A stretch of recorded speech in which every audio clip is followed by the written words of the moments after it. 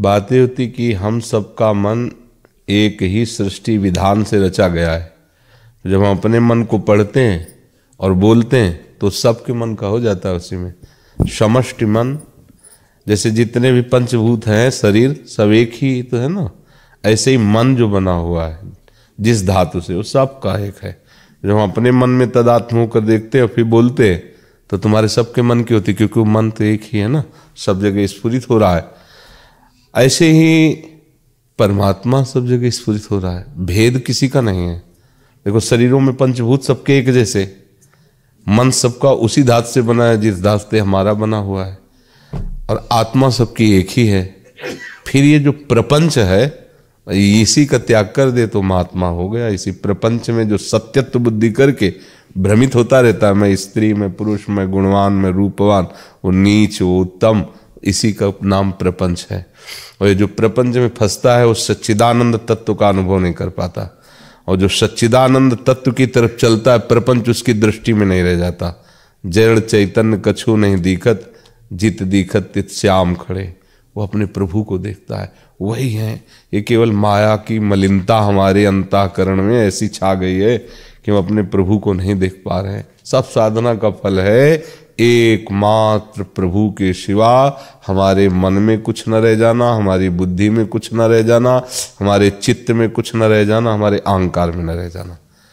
और ये हम कर पावे बहुत कठिन है, प्रभु करें बहुत सरल है। इसीलिए शरणागति का मार्ग है कि प्रभु की शरण में होकर उनके नाम का कीर्तन, नाम का जप, उनकी सेवा और उनकी महिमा, बस ये हमारे चित्त में छा जाए, खत्म हो गया। ये जो प्रपंच छा गया है इसको हटाना है। साधना इसी बात की है, भगवान को भरना है और संसार को निकालना है जो हमारे हृदय में। बाहर से कोई परिवर्तन की बात नहीं होती। देखो चाहे जो भेष रख लो बाहरी ही तो है ना, चाहे जहां रह जाओ सब बाहरी बात है। बात अंदर की सुधरनी चाहिए तब सब बात बनेगी, और अंदर की तभी सुधरती है जब आपका लक्ष्य दृढ़ हो जाए। जैसे ये हृदय में ठान लिया कि मुझे भगवत प्राप्ति करनी है, तो कुछ अच्छा नहीं लगता। वो मतलब अंदर ही अंदर कैसी आग लगती हो तो प्रभु जाने, वो बता भी नहीं सकता। अंतर दाव लगी रहे धुआं न प्रगटे कोई, कह जाने दिल आपनो या जा सिर बीती हो। जिसके हृदय में वो स्थिति हो या जो उसकी मांग कर रहा है वो अंदर ऐसी आग लगती है कि सब भस्म कर देती है।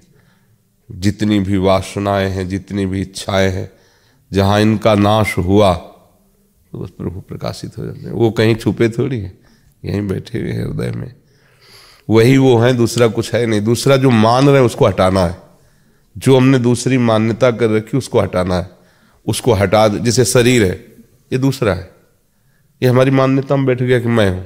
अंतःकरण ये दूसरा है, ये सब प्रकृति जनित रचना है, मैं किसी की रचना नहीं हूं।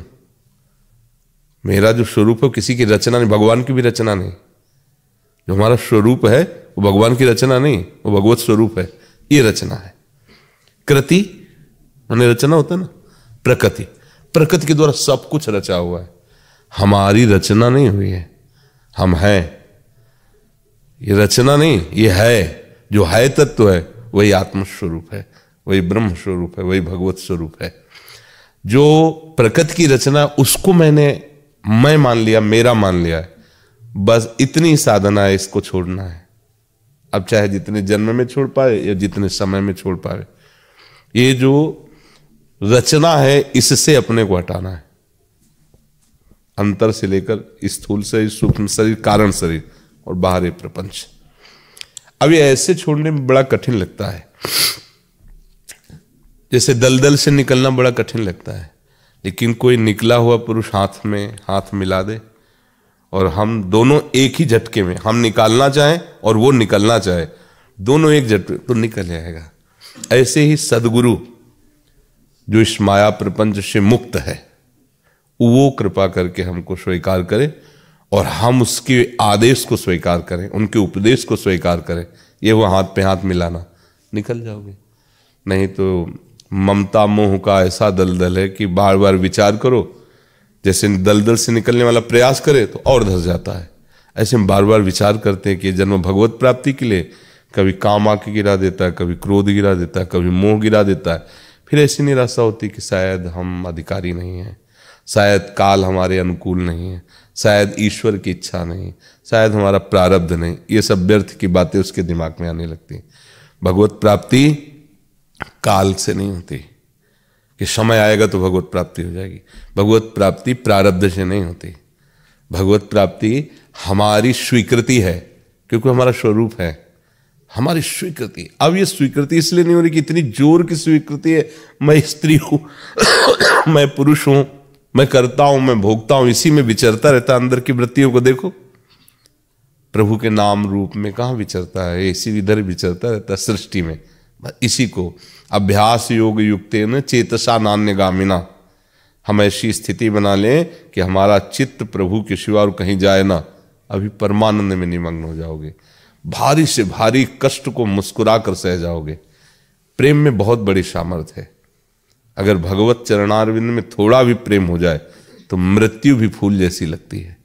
देखो संसार में, देखो उनको यद्यपि प्रेम नहीं है, राग है, मोह है, पर वो एक दूसरे के शरीर से राग कर लेते हैं तो मृत्यु उनके लिए खिलवाड़ हो जाती है। वो बिछुड़ना पसंद नहीं करते, मृत्यु पसंद। और हम सच्चिदानंद आत्मस्वरूप प्रभु से प्रेम करते हैं। हमको कोई विषय छोड़ा दे, उनका स्मरण भुला दे, उनके चरण से हटा दे, कहाँ प्रेम रहा। अरे एक साधारण शरीरधारी परस्पर प्रेम करता है तो मृत्यु स्वीकार करना अच्छा होता है, लेकिन वो सोचता है मैं बिछुड़ नहीं सकता और मैं सच्चिदानंद तत्व का अंश अपने अंशी से मिलना चाहता हूँ, और मुझे कोई विषय सता रहा है तो हम अपने प्रभु को भूल कर उस विषय को स्वीकार कर, कैसे प्रेमी हम, कैसे भगवत मार्ग के पथिक हैं। इसलिए जो प्रभु की आनंदमयी वृत्ति में डूबना चाहता है, भगवदानंद में डूबना चाहता है, उसको इस रचना से अपने मन को हटाना होगा। तन भले कहीं बना रहे, मन को हटाना होगा, मन को प्रभुमय करना होगा। पैंट शर्ट पहने हो, कुर्ता पैजामा पहने हो, या लंगोटी लगाए हो, या जैसे, ये सब बाहरी, इनका कोई महत्व नहीं। एक आचार्य परंपरा के वेश है, उपासना, लेकिन इससे भगवत प्राप्ति नहीं होती। भगवत प्राप्ति अंतर से होती है। अंदर से भगवत का चरणारविंद का चिंतन हो रहा, भगवत नाम का चिंतन हो रहा, भगवत रूप का चिंतन हो रहा है, अपने आत्मस्वरूप में स्थित है, हो गया भगवत प्राप्ति। अब ये कहने में तो बहुत सरल है, लेकिन संबंध जो हमने मान रखे उनको छोड़ना बहुत कठिन पड़ रहा है। देखो बार बार शरीर को कह देता है कि मैं नहीं, पर देखो क्या दशा है। जरा सा कष्ट हो जाए तो प्रभु को भूल गए, अर्थात प्रिय शरीर हुआ। अगर हम किसी भी सुख सामग्री के भोग समय प्रभु को भूल गए तो हमारी प्रभु से भी बढ़कर प्यारी वस्तु आ गई। किसी भी दुख में हम भूल गए तो प्रभु हल्के हो गए, वो दुख भारी हो गया। ऐसा नहीं होता, उपासक ऐसा नहीं होता।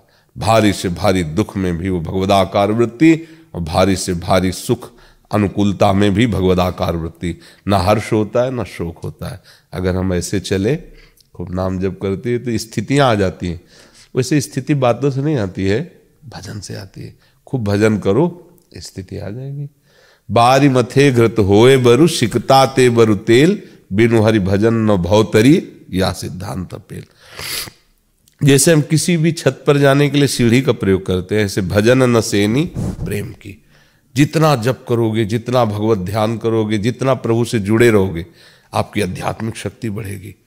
आप इस प्रकृति से ऊपर उठने लगेंगे, शरीर राग से ऊपर उठने लगे।